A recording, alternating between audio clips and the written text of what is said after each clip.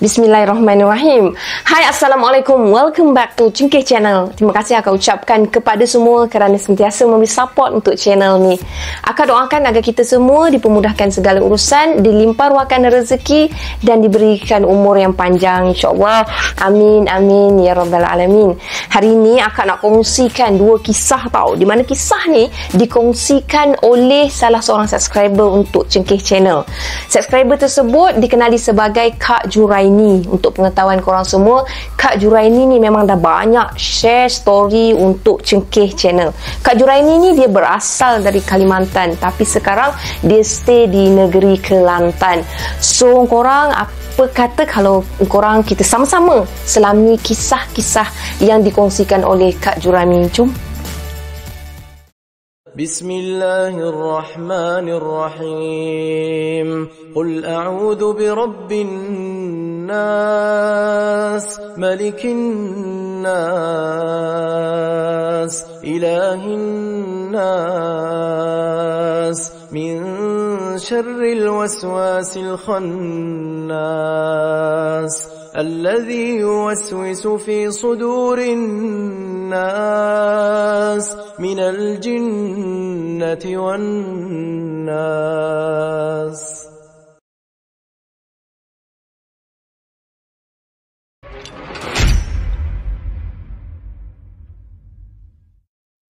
Jom korang, akak bawakan korang untuk dengarkan kisah perkongsian yang pertama daripada Kak Juraini. Ceritanya bermula macam ni. Kejadiannya Kak Juraini tak tahu tahun berapa, tapi mungkin masa tu zaman nenek moyang Kak Juraini lah. Kisahnya tu diceritakan oleh nenek Kak Juraini kepada mak Kak Juraini, kemudian disampaikan kepada Kak Juraini. Kisahnya berlaku dalam sebuah kampung. Dekat kampung tu tinggal satu keluarga yang sangat miskin. Walaupun miskin, keluarga tu tetap bahagia dengan hidup mereka. Keluarga tu dia mempunyai dua orang anak tau, di mana dua-dua anak perempuan. Anak perempuan yang pertama berusia 12 tahun dan anak perempuan yang kedua berusia 10 tahun. Pada suatu hari, ada satu keluarga orang kaya ni pergi ke rumah keluarga miskin tu. Keluarga kedua-dua orang kaya, orang miskin tu mereka tinggal di kampung yang sama. Cuma bezanya nasib masing-masing tu berbeza. Satunya miskin dan satu lagi tu kaya. Keluarga kaya tu dia nak minta tolong keluarga miskin tersebut untuk bagi tahu pada seluruh penduduk kampung bahawa anak orang kaya tu akan berkahwin. Dek kerana orang kaya tu dia kurang bergaul dengan penduduk kampung, berbandinglah dengan si miskin ni, memang silaturahim dengan orang kampung ni memang cukup baik. Yelah dia banyak buat pergerakan, dia tak sombong lah, senang cakap kan, miskin kan. Makanya orang kaya tu dia minta tolong pada si miskin tersebut untuk tolong jemputkan semua penduduk kampung tu datang ke kenduri majlis perkahwinan anak dia. Si miskin dia tak menolak permintaan si kaya tu, sedangkan keluarga si miskin tu sendiri tak dibenarkan untuk pergi ke majlis kenduri tersebut. Amboi, suka-suka je suruh orang itu ini, tapi tak jemput sama sekali orang tu. Sedangkan orang kaya tu sendiri yang suruh si miskin tu panggilkan orang, buat itu, buat ini. Tapi keluarga si miskin tu sendiri tak boleh nak jejak kaki pergi ke kenduri dia. Kejam betul kan? Alasan orang kaya tu tak benarkan si miskin datang kenduri sebab keluarga si miskin tu tak ada baju bersih. Baju keluarga si miskin tu kotor.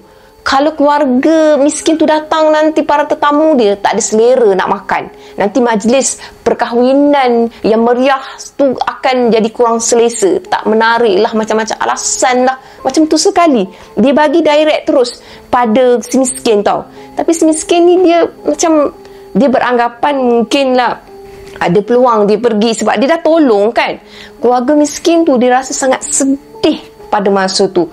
Tapi permintaan si kaya dia terima dengan baik. Dia pergi juga jemput orang sana sini, dia buat kerja memang dengan sempurna.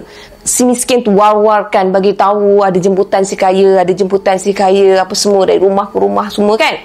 Bila tiba hari yang dinantikan, maka berlangsunglah majlis pernikahan anak orang kaya tu dengan sangat meriah. Maklumlah dah paling kaya kat situ, memang meriah lah korang. Rumah orang kaya tu dia terletak pula dekat dekat dengan rumah keluarga miskin tu. Jadinya majlis tersebut memang jelaslah dapat dilihat, dapat didengar oleh keluarga si miskin tu. Si miskin tu maksudnya ibu kepada 2 orang anak tu. Dia abaikan sebab dia ingat pesanan daripada si kaya tu supaya jangan pergi ke majlis perkahwinan anak dia. Jangan sesekali langkah kaki dekat situ. Dia ingat dan dia ada maruah, dia tak pergi. Tapi disebabkan perkahwinan tu, majlis tu memang sangat meriah, makanya salah seorang daripada anak orang miskin tu, dia bertanya pada ibu dia, sebab dia terdetik hati, terasa nak pergi. Ibu, boleh tak kalau kami pergi ke rumah orang kahwin tu? Tanya anak si miskin pada ibu dia. Ibu, kita dah lama kan tak dapat makan yang sedap-sedap, yang enak. Kalau kita ke sana nanti banyak makanan yang enak yang boleh kita makan, Bu. Bu, jomlah kita pergi sana, Bu. Dia minta, dia tak tahu, dia tak dapat nak hadam tau akan apa yang dicegah oleh orang kaya tu. Lepas tu si anak ni dia terus juga minta dengan ibu dia. Walaupun ibu dia jawab, jangan, kita tak boleh pergi. Lepas tu ibu dia tak boleh nak jawab apa dah. Dia tanya lagi, Bu, meriah ni, Bu, jomlah ibu, kita pergi, Bu. Si adik pula cakap macam tu. Bu, jomlah, Bu, nanti kita kelewat. Lepas tu ibu dia jawab lagi, nanti-nantilah, orang masih ramai lagi. Nanti kalau kalian pergi, apa pula kata orang kaya tu? Si anak dia cakap lagi, alah, Bu, saya lapar, Bu. Saya benar-benar lapar ni, Bu. Bolehlah, Bu. Sambil tu dia dengan muka sayu, dia pandang kat ibu dia. Bu, bolehlah, Bu. Tengok perut saya dia berkeroncong. Bu, bolehlah, Bu. Dipujuknya ibu dia. Si ibu tak sampai hati tau. Nak tengok kesungguhan anak-anak dia meminta izin dengan dia. Lapar semua kan.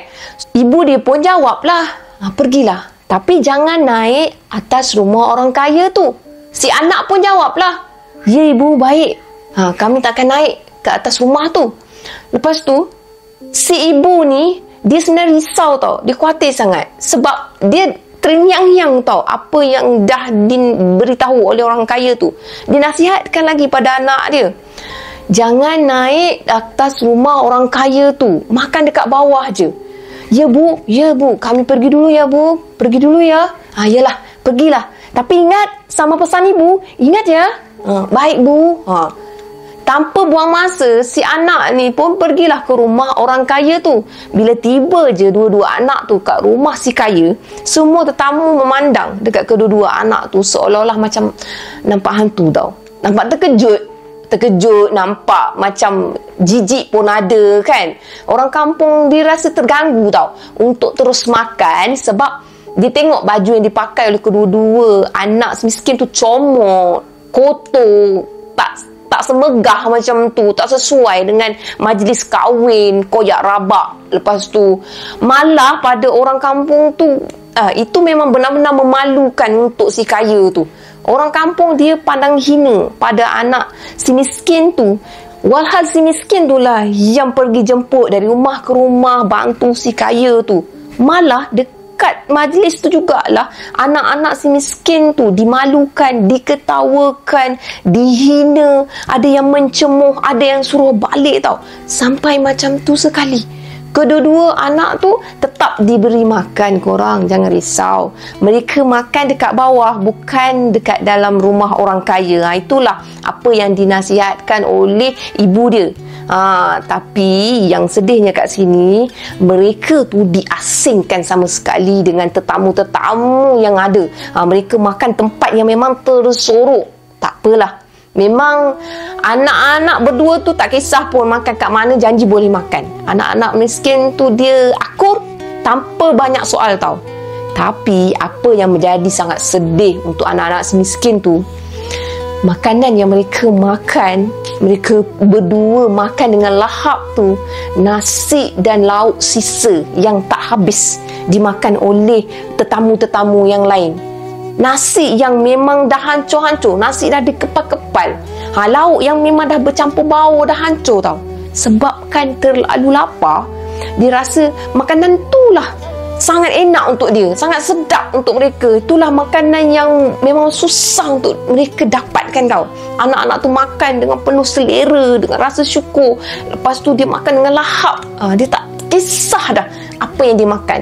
Selesai dia makan, lepas tu dia rasa kesenyang, alhamdulillah. Lepas tu kedua-dua anak tu dia balik ke rumah dengan happy tau, gembira sangat. Korang bayangkanlah, makan sisa tapi happy sangat.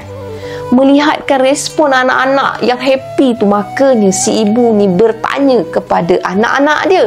Dia pun tak sangka anak dia akan happy macam tu. Lauk apa yang kamu makan tadi nak? Si anak jawab, tak tahulah bu, semuanya bercampur, tapi sangat enak bu, enak sekali. Si ibu dia terdiam tau. Dia memandang, dia merenung ke arah anak-anak dia dengan perasaan yang sangat sedih. Lauk apa yang bercampur sampaikan anak-anak dia tak tahu nak bezakan apa lauknya. Barangkali anak-anakku diberi makanan lebihan. Bila ditanya dengan lebih lanjut, dengan lebih teliti pada anak dia, barulah si anak ni akui nasi dengan lauk yang mereka makan tu memang lebihan, malah sisa yang memang sepatutnya dibuang. Sedih sangat perasaan si ibu ni sehingga mengalirkan air mata kat situ juga. Sampai hati orang kaya tu buat dia macam tu, bagi makan anak-anak dia dengan makanan sisa. Ialah sepatutnya dia memang larang anak dia untuk pergi makan. Kalau diikutkan, bila tuan rumah tak benarkan, memang kita tak boleh pergi kan. Tapi si ibu tak boleh nak menahan desakan daripada anak dia. Lalu si ibu bertanya lagi pada anak dia, pengantin dah bersanding ke belum? Sambil-sambil air mata dia ni disorokkan, mengalir kan. Si anak jawab, belum bu, mungkin sekejap lagi. Si ibu pun dah geram kan, bercampur sedih. Si ibu ambil seekor kucing, lalu kucing tu dia pakaikan bedak, dia pakaikan gincu gasak kau, dia pakaikan baju. Apa dia nak buat? Nah, kamu ambil kucing ni, nanti bila pengantin bersanding, kamu lepaskan kucing ni. Jadi anaknya ni ikut. Jadi semasa kedua-dua pengantin tu sedang asyik duduk bersanding, si ibu dah suruh kan. Si anak masa tu dia bawa kucing yang dah disolek tu, yang dah berpakaian tu, dia lepaskan kat tengah-tengah orang ramai. Dipaskan kat situ. Apa lagi, kucing yang dilepas tu meloncat tak tentu arah lah. Keadaan bising dudang, kumpang apa semua. Jadi kucing tu tak tentu hala nak pergi mana, makin terloncat dia. Orang yang ada kat majlis perkahwinan tu ketawa korang, ketawa sampai ada yang terguling-guling pun ada. Lepas tu ada yang sampai berdiri atas kerusi. Macam tu lah, masing-masing dah tak tengok dah pada pengantin. Semua tertumpu kepada aksi kucing tu meloncat-loncat. Maklumlah kan, kucing tu bila dengar lagu kuat, mungkin kucing tu rasa macam terkejut, rasa cemas, lincah dia. Lepas tu makin kuatlah dia meloncat-loncat. Si anak pun dia balik ke rumah, dia bagi tahulah pada ibu dia, bu, kenapa orang semua ketawa tak henti-henti bu? Si ibu pun turut ketawa, puas hati tau. Lepas tu dia ajak anak dia pergi ke satu pohon bambu. Pohon bambu ni dia rendang. Lepas tu dia duduk kat bawah pohon bambu tu. Lepas tu mereka stay kat situ. Sambil tu ibu dia ni, dia tak boleh nak luahkan perasaan sedih dia apa semua kan. Dia bawakan parang, dia kikiskan kulit pohon bambu yang kering dekat situ. Dia kikis. Sebenarnya ibu ni dia membawa-bawa perasaan sebab dia tak terhenti dari kesedihan dia. Walaupun kalau dia ditengok kepada muka dia, dia cuba untuk gelak ketawa dengan gelagat kucing tu, tapi dia tak boleh nak sorok perasaan dia. Kenapa orang kampung buat dia macam tu? Kenapa tegak mak orang kaya tu buat dia macam tu? Tak cukup baik ke lagi dia dengan orang kampung? Tak cukup baik lagi ke dia dengan apa dia buat pada orang kaya tu? Kenapa orang kaya tu aniaya dia macam tu? Tak putus-putus lah dia rasa sebab. Tiba-tiba kan cuaca jadi gelap, seolah-olah macam nak hujan. Lepas tu petir tiba-tiba je menyambar.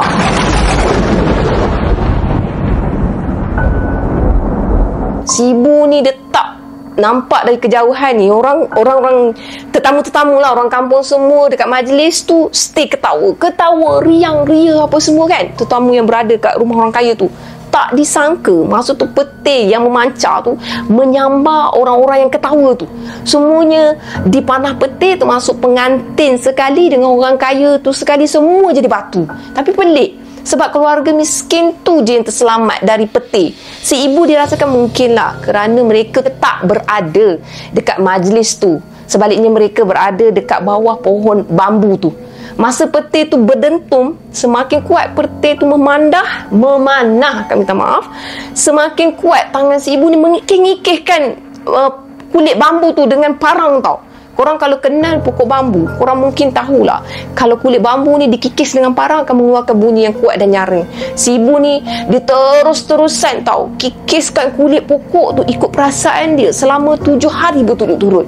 Macam tu lah, selama 7 hari 7 malam barulah petir tu berhenti sambar menyambar dekat situ. Hari yang ke-8, penduduk kampung yang sebelah, kampung lain, dia nak tengok tahu apa yang berlaku dekat kampung tu, sebab dia jadi macam tergempar, jadi macam pelik, terkejut, aneh.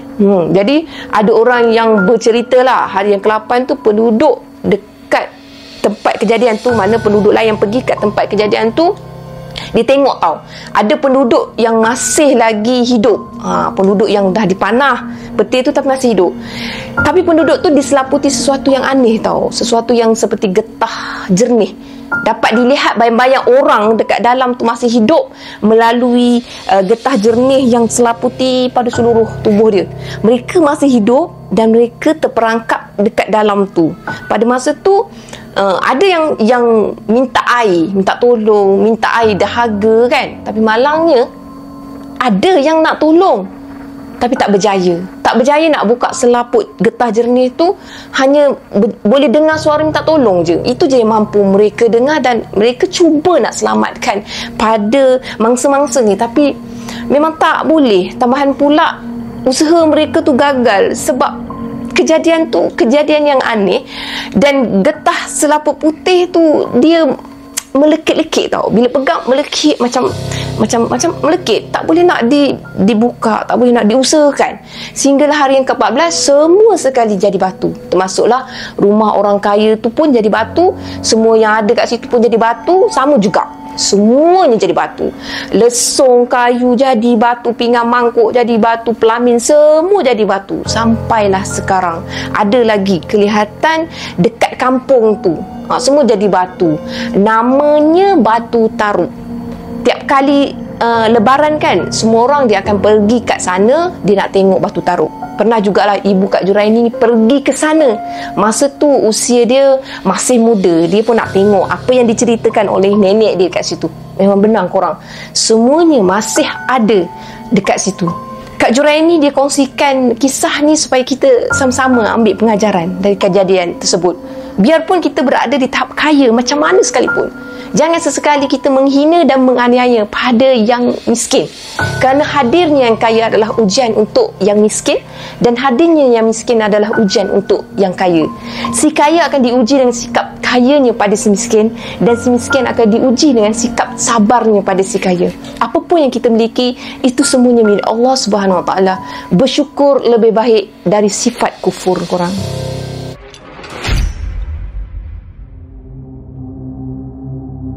Akak teruskan dengan kisah kedua yang dikongsikan oleh Kak Juraini. Kejadian ni berlaku pada sebuah keluarga Cina. Pada suatu hari ni, salah seorang daripada ahli keluarga Cina tu mati. Si mati dikuburkan di satu perkuburan Cina. Dalam seminggu lah si mati tu dikuburkan, tiba-tiba ada seorang penduduk kampung lalu dekat tanah perkuburan tersebut. Penduduk tu tahu bahawa ada seorang lelaki Cina baru dikuburkan kat situ.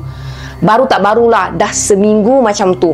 Penduduk yang lalu tu dia dengar tau suara dari dalam kubur tu minta tolong. Mula-mula penduduk tu dia dengar macam tak percaya. Mana nak percaya korang dah meninggal, takkan boleh minta tolong. Tapi bila dah 2-3 kali suara tu minta tolong, orang tu yakin, penduduk tu yakin sangat bahawasanya ada yang tak kena dekat kawasan perkuburan tu. Suara minta tolong tu dia dengar sayup-sayup, tapi jelas dari suara seseorang yang masih hidup. Bukan seperti suara hantu ke, suara usikan nak bergurau ke. Memang dia yakin suara tu suara daripada manusia, seseorang lah. Penduduk kampung tu bila dia dah dengar perkara tersebut, cepat-cepatlah dia pergi dapatkan ahli keluarga kepada si mati. Dia maklumkan kepada ahli keluarga si mati tu. Dia bagi tahu bahawasanya dia ada dengar suara minta tolong daripada kuburan ahli keluarga si mati.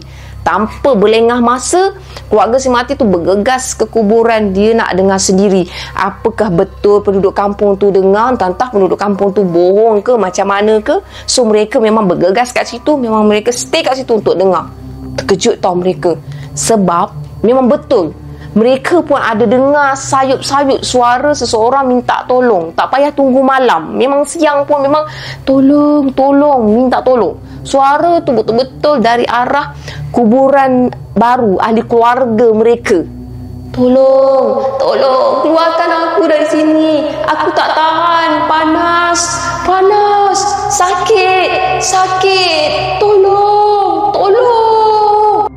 Merayu-rayu suara tu, minta tolong. Mereka malah dekat situ bukan terkejut, tapi berasa nak cepat-cepat tahu gali kuburan tu supaya mereka boleh tengok sendiri apakah benar suara daripada situ tu memang minta tolong. Macam itulah suara yang mereka dengar dari dalam kuburan tu. Warga si mati ni dia sepakat sama-sama, dah fikir-fikir semua, mereka memang sepakat akan gali semula kuburan yang baru seminggu ditanam tu. Setelah digali, memang semua dekat situ terkejut, tergempar tau pada waktu tu, sebab si mati masih hidup. Semua yang berada dekat kuburan tu dia tak tahu nak cakap apa lah. Jadi cemas ada, terkejut ada, yang takut ada, bercampur baur semua. Tak tahu nak gambarkan macam mana, dan situasi tu sangat pelik. Kejadian tu sangat pelik.